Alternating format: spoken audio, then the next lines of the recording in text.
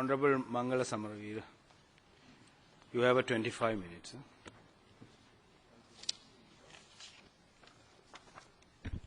Yes. The Rajapakse administration, Mr. Speaker, has shown an uncanny ability in recent times to create world records. In fact, before the general election, Sri Lanka had the dubious honor of having the world's largest cabinet of ministers. And now I think we have created yet another dubious world record of having the world's smallest cabinet of 2 ministers. As some say, this new cabinet, maybe Honourable Mahinda Samarasinghe may or may not agree, consists of 2 ministers and 39 doormats for the family, especially for the young Rajapakses to wipe their feet on while receiving on-job training at the expense of the senior and experienced politicians holding the rest of the name board ministries. In fact, the Rajapakse triad, consisting of His Excellency the President as Minister of several key ministries, along with my good friend, the Super Minister, as I would call him, the Right Honourable Basil Rajapakse, and his Super Secretary brother, control in the defence arena. Between these 3 gentlemen, they are controlling over 63% of the annual budget. According to the report presented to Parliament, out of the total expenditure of 1.9 trillion, trillion with a T, rupees 1.2 trillion comes under the direct purview of the Rajapakse triad. However, due to the limited time available, Mr. Speaker, Mr. Deputy Chairman of Committees, I am not going to discuss the economics of the heads which come under the Rajapakse brothers today, especially at a time when a 3-member panel of experts have been appointed to advise the UN Secretary General of Sri Lanka. I feel that it is appropriate to talk about the short-sighted acts of commission and omission of this triad, which has led to the sorry state of affairs. It's not, please, I have only 25 minutes and I cannot answer any questions now of our countries facing today. Honourable Disanayaka, however much you dance, you will not be made a ministry in November. So just don't dance for your supper. You know, I know, because I know all the officials are here, the Super Minister is here. You want His Excellency know that you defended him, well, good for you, but you won't be made a minister. Mr. Speaker, the appointment of the experts panel is the culmination of nearly 4 years of governance by the Rajapakse regime, where the rule of law in our country was systematically undermined, using the war against terrorism as a basis or a justification for doing so. Mr. Deputy Chairman of Committees, please, if it's a point of order, it's certainly all right, but don't let him eat into my time with bogus point of orders. Yeah. Order, please. Yeah, point of order. Yes, sir. Point of order. Sir, I'm so surprised. I don't know whether senior just come from the marsh, from the Matara bushes. Sir, it is not a point of order. According to the Sir, I am not going to the point of order. Sorry. They are a cabinet minister. Yes, please.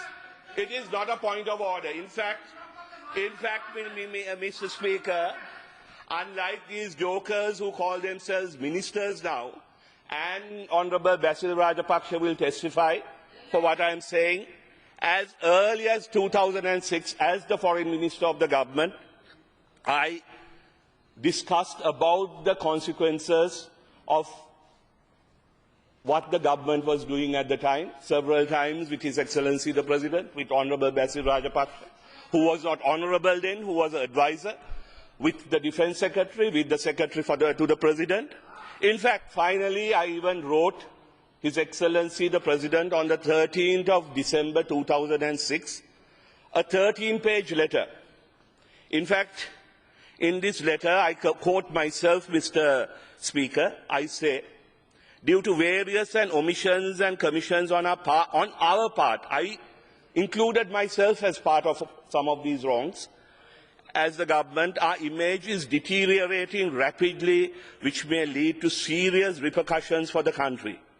As Your Excellency's Foreign Minister, I would be failing in my duty if I do not highlight some of these concerns and impending perils, Mr. Speaker. In fact, going on from there, I don't have time to read some of I actually praise the President for the patience and for the courage he showed in the first year of his presidency. As you are aware, during the first 6 months of your presidency, this I am writing to His Excellency, confounding many critics, Sri Lanka achieved many significant and outstanding diplomatic victories in relation to our fight against terrorism. Under your guidance and leadership, my ministry was able to launch a vigorous and effective campaign abroad through our diplomatic channels.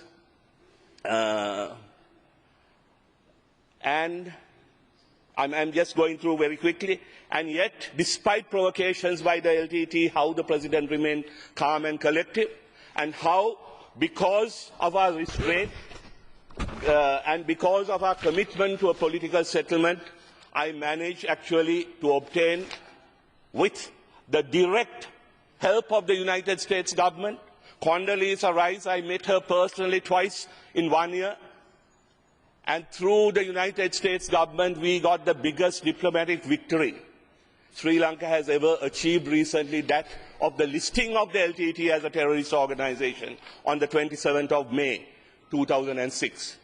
Not only did we stop there, because of our friendship with the United States of America at the time and with the EU, we managed to start what was called a contact group, and this group was led by the United States. No one knew this at the time. And this group actually went to the extent of stopping all LTT procurements in Southeast Asia. And this was made possible because of the excellent foreign relations we had with America and Europe. And actually, all these details are here very much in detail, Mr. Speaker, because of the importance of what is happening now.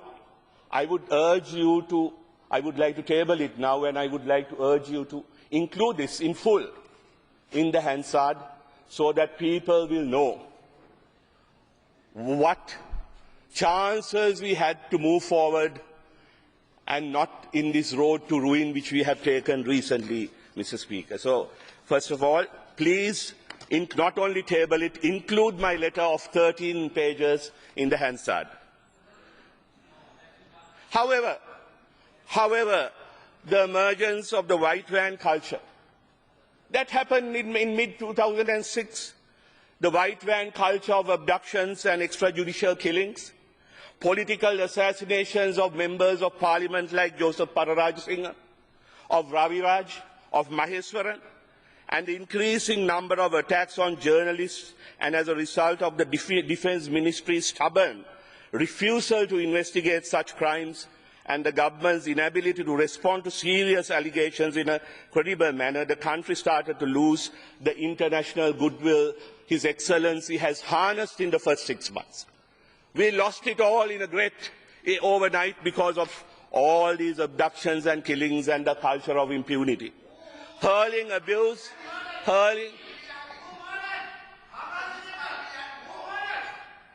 Okay, if you think, but I am asking you, Mr. Honorable Basil Rajapakse, you are a practical man. Please don't believe your own propaganda. Tell it to the country. Some fools may believe it, but you all must know the truth if you are going to face this together, because finally, the way things are going, not only the Rajapakse family will be tarnished, the name of the Rajapakse family will be tarnished, but the name of all Sri Lankans will be tarnished if we go in this direction. And that is why I ask you to look at this matter in a practical manner. No, this is the Honorable Rajapakse. I will talk like that because I don't have to talk like that because the international community is much more aware of what is going on in this country.